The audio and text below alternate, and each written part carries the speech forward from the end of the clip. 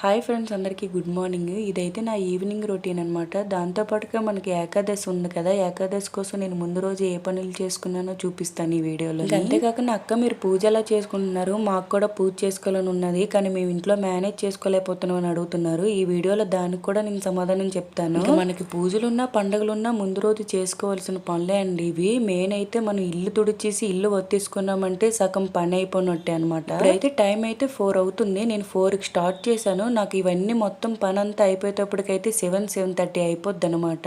ఇంకా మీరు అడగొచ్చు రేపు పండుగ అయితే ఈ రోజే వచ్చని. ఇల్లు మొత్తం ఒత్తేసుకోండి. నైట్ అయితే మనం ఎక్కడైతే ఫుడ్ తింటామో అక్కడ కాస్తంత వాటర్ వేసుకొని మళ్ళీ ఒత్తుకుంటే సరిపోద్ది. దాంతో పాటుగా అయితే స్టవ్ అనమాట. నైట్ వంట అయిపోయిన తర్వాత మనం స్టవ్ అయితే క్లీన్ చేసుకోవాలి. మార్నింగ్ లేస్తోడికి ఇల్లు ఒత్తే పని ఉండకూడదు, ఇంకా స్టవ్ క్లీన్ చేసే పని ఉండకూడదు. సింక్ లో అంట్లు కూడా క్లీన్ చేసుకున్నామంటే మార్నింగ్ లేస్తోడికి సగం పని ఏమి ఉండదు అనమాట. లేచి కొంచెం ఫ్రెష్ అయిన తర్వాత అయితే పూజ అయితే చేసుకోవచ్చు. నేను పిల్లలు చిన్నగా ఉన్నప్పుడు కాస్తంత బాగా ఇబ్బంది పడేదాన్ని. మా చిన్నోడికి అయితే 3 months నుంచే మేము మా ఫ్యామిలీకి దూరంగా ఉన్నాను. ఇంకా వాడికి చూసుకొని వాడికి మసాజ్ చేసి స్నానాలు చేయించి మా చిన్నోడిని చూసుకొని మా పెద్దోడిని చూసుకొని మా వారిని చూసుకొని ఇంట్లో పని అంతా చూసుకొని పూజ చేయడం ఇబ్బంది అయిపోయింది. అందుకే అప్పటి నుంచి అయితే ఏవైనా పండుగ ఉన్నదంటే ముందే అంతా ఇల్లంతా క్లీన్ చేసుకుంటాను. ముందు రోజే క్లీన్ చేసుకొని పసుపు బొట్లు పెట్టేసుకొని గిన్నెలై తోమేసుకుంటాను. ఇంకా పిల్లలిద్దరికి ఫస్ట్ నుంచి బాగా అలవాటు చేసింది ఏంటంటే కాసంత పడుకోవడం. అటు ఎక్కువ పడుకుంటారు అనమాట. వాళ్ళు మధ్యాహ్నం లంచ్ చేసిన తర్వాత ఖచ్చితంగా పడుకొని పెట్టేస్తాను. ఇది వాళ్ళు చిన్నప్పటి నుంచి నేను బాగా అలవాటు చేశాను అనమాట. ఒక 2-3 hours అయితే ఖచ్చితంగా పడుకుంటారు. ఆ టైంలో నాకు ఎన్ని పనులు ఉన్నాయో అవన్నీ చేసేసుకునేదాన్ని. ఇంకా అసలు బద్దకించేదాన్ని కాదు. కాసంత వాళ్ళు పడుకున్నారు కదా టీవీ చూద్దాం ఫోన్ చూద్దాం అని ఏం ఉండేది కాదు. అసలు బద్దకించకుండా పని మొత్తం చేసుకునేదాన్ని. ఇంక ఇప్పుడు మేము ఉంటున్న ఇల్లు అయితే చాలా పెద్దది. ఇంక ఇది మొత్తం తుడిచి వత్తాలంటే 2 hours పైనే పడుతుంది. ఎన్ని పనులున్నా నేను కూడా ఆఫ్టర్నూన్ 1 గంట అయితే పడుకుంటాను. ఇన్ని పనులు చేయాలంటే మనకి ఎనర్జీ కూడా కావాలి. కాస్తంత పడుకొని రిలాక్స్ అయిన తర్వాత అప్పుడు లేచి పనంతా స్టార్ట్ చేస్తాను. ఇల్లంతా తుడిచేసుకొని అయితే ఒత్తేసుకున్న తర్వాత మధ్యాహ్నం గిన్నెలు ఉంటే అవి కూడా తోమేసి అయితే స్టవ్ అయితే క్లీన్ చేసుకుంటున్నాను. ఇంకా స్టవ్ అయితే నేను విమ్ లిక్విడ్ వేసి క్లీన్ చేసుకుంటాను. కొంచెం బాగా నీట్ గా క్లీన్ అవుతుంది. ఇంకా దగ్గర ఏ స్మెల్ రాకుండా కొంచెం నీట్ గా ఉంటది. రోజు ఖచ్చితంగా వంట అయిన తర్వాత స్టవ్ క్లీన్ చేస్తాను. అందుకే మార్నింగ్ లేస్తోడికి అయితే ఫ్రెష్ గా ఉంటది. అలా తొందరగా వంట చేసుకోవచ్చు. రేపు పూజ ఉన్నా పండుగ ఏం కావాలనేది అయితే ముందు రోజే ఖచ్చితంగా రెడీ పెట్టుకోవాలి. అప్పుడే మనం ఈజీగా చేసుకోగలుగుతాము. ఇంకా నాకు మార్నింగ్ లేచిన తర్వాత పిల్లలతో పాటు మా వారికి కూడా క్యారేజీలు ఉంటాయి కనుక నేను నైట్ అయితే ఏ పని కూడా బద్దకించను. మొత్తం అన్ని చేసుకునే పడుకుంటాను. ఇప్పుడు కూడా పిల్లలు స్కూల్ నుంచి వచ్చిన తర్వాత వాళ్ళని పడుకుని పెట్టాను. వాళ్ళు లెగిస్తేవాడికి మొత్తం పని అంతా అయిపోద్ది. ఇంకా వాళ్ళు లేచిన తర్వాత కాస్త పాలు అయితే తాగుతారు. కాస్తంత పాలు తాగేసిన తర్వాత అప్పుడు చదవడం అయితే స్టార్ట్ చేస్తారు. ఇప్పుడైతే వంట అయిపోయిన దాకా స్టవ్ అయితే క్లీన్ చేస్తాను అని అడగండి. యాక్చువల్ గా నైట్ అయితే వంట అయిన తర్వాత క్లీన్ చేస్తాను. కానీ మీరు అడిగారు, దాంతో పాటుగా అయితే నాకు కిచెన్ రూమ్ లో లైటింగ్ సరిగా ఉండదు. ఇంకా అందుకోసమే కాస్తంత ఎర్లీగానే అయితే పని అయితే స్టార్ట్ చేశాను. ఇంకా స్టవ్ అంతా నీట్ గా క్లీన్ చేసిన తర్వాత ఆ బర్నర్స్ తీసి ఒక క్లాత్ తీసుకొని అయితే నీట్ గా ముందు అవి తుడుచుకోండి. లేదంటే వాటర్ ఉంటే స్టవ్ పాడైపోద్ది, సరిగా మంట రాదు. దాంతో పాటు కొంచెం ఇబ్బంది అవుతుంది. ఇంకా బర్నర్స్ తుడిచాక అదే క్లాత్ తో మొత్తం అంతా ఒకసారి అయితే నీట్ గా తుడుచుకుంటే మన స్టవ్ కూడా రెడీ అయిపోయింది. ఈవినింగ్ ఈ పని అంతా చేసుకుని నైట్ పడుకున్నామంటే ప్రశాంతంగా నిద్ర పడుతుంది. స్టవ్ తోమాలి, గిన్నెలు తోమాలి, ఇల్లు తోడాలి అనే ఆలోచనలే రాకుండా హ్యాపీగా పడుకోవచ్చు. ఇంకా మొత్తం అంతా క్లీన్ చేసుకున్న తర్వాత ఇప్పుడు బయట పని అయితే చేసుకుంటాను. ఇంక ఇంట్లో అంతా అయ్యేటప్పటికైతే 1 hour అయ్యింది. ఇప్పుడు బయటకైతే వచ్చి తుడుచుకుంటున్నాను. ఇంకా బయట అంతా చాలా పెద్దది ఉంటుంది కనుక రోజు నార్మల్ గా కసం మాత్రమే తుడుస్తాను. వాటర్ వేసి మాత్రం వారానికి 2 సార్లే కడుగుతాను. ఇంకా ఇంట్లో మెయిన్ గుమ్మ ఉన్నది కదా, అక్కడ మాత్రమే రోజు కడిగేసి అయితే ముగ్గులు పెట్టుకుంటాను. అది మీకు వీడియోలో చూపిస్తూ ఉంటాను కదా, అదే అనమాట.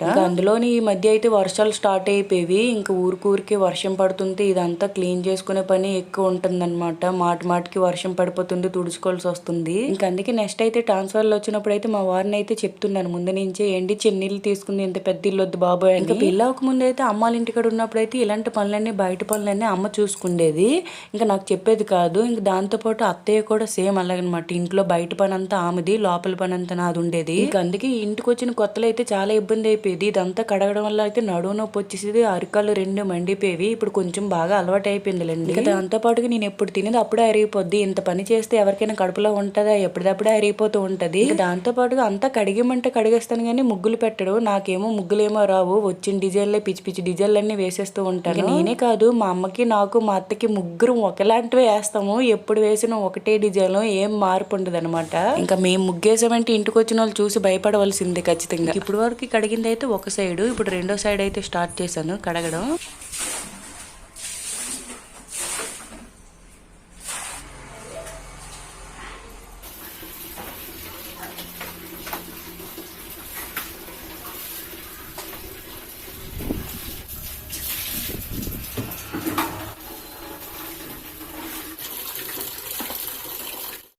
ఇంక ఇంటికి అటు సైడు ఇటు సైడు 2 వైపులు కడిగాను. ఇంకా ఫ్రంట్ మాత్రం వదిలేసాను. అది మాత్రం నేను ఎప్పుడు పూజ చేసుకోవాలనుకుంటే అప్పుడు మాత్రమే కడుగుతాను. ఇప్పుడు కడిగేస్తే పిల్లలు తొక్కేస్తారని కడిగేసి ముగ్గులు పెట్టేసి తులసమ్మ తల్లిని తీసైతే కడుగుతున్నాను.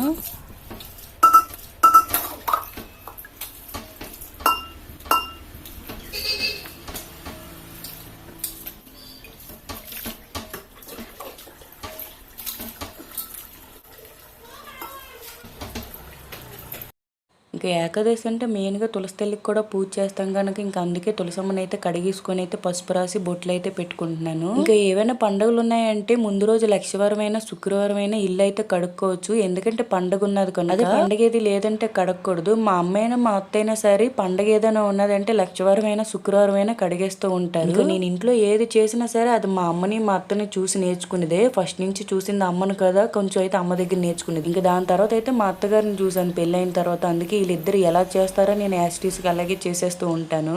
ఇంకా తులసి తల్లికి పసుపు రాసి బొట్లు పెట్టిన తర్వాత అయితే గుమ్మాలకి మనం ఇందాక కడిగినప్పుడు అయితే గుమ్మాలు అయితే కడిగిసుకున్నాను నేను. ఇంక ఇప్పుడు పసుపు రాసి బొట్లు అయితే పెట్టుకుంటున్నాను. గుమ్మం పైన అయితే నేను ముగ్గు అయితే వేసుకొని, ఎందుకంటే నాకు ఇంట్లో 2 చిన్నపిల్లలు ఉన్నారు, వాళ్ళు మట్టేస్తూ ఉంటారు. ఇంక దాంతో పాటుగా గాలి కూడా వేస్తుంది కనుక అది అటు ఇటు వెళ్ళిపోతూ ఉంటది ముగ్గు. మనం అనవసరంగా కాలుతో మట్టవలసి వస్తుంది. ఇంకా అందుకోసం వేసుకును గుమ్మం పైన వరిపిండి కుంకుమతో అయితే బొట్లు అయితే పెట్టుకుని చాక్ పీస్తో ముగ్గు అయితే వేస్తున్నాను. చాలా మంది చాక్ పీస్తో దక్క అని అడుగుతున్నారు. ప్రస్తుతానికి నా దగ్గర ముగ్గు అయితే లేదు. ఇంకా నేను ఊరి నుంచి వచ్చినప్పుడు ఖచ్చితంగా ముగ్గు తీసుకొని వచ్చి అయితే ముగ్గే వేస్తూ ఉంటాను. అప్పుడు ఇంక ఇంట్లో పని బయట పని అంతా అయిపోయిన తర్వాత ఇప్పుడు పూజ కోసం రేపు ఏం కావాలనేది అయితే ఇప్పుడే ముందుగానే నేను సైడ్ కి పెట్టేసుకుంటాను. నేను ఎంత పెద్ద పూజ అయినా సరే ఏ పండుగ అయినా సింపుల్ గానే తెచ్చుకుంటాను.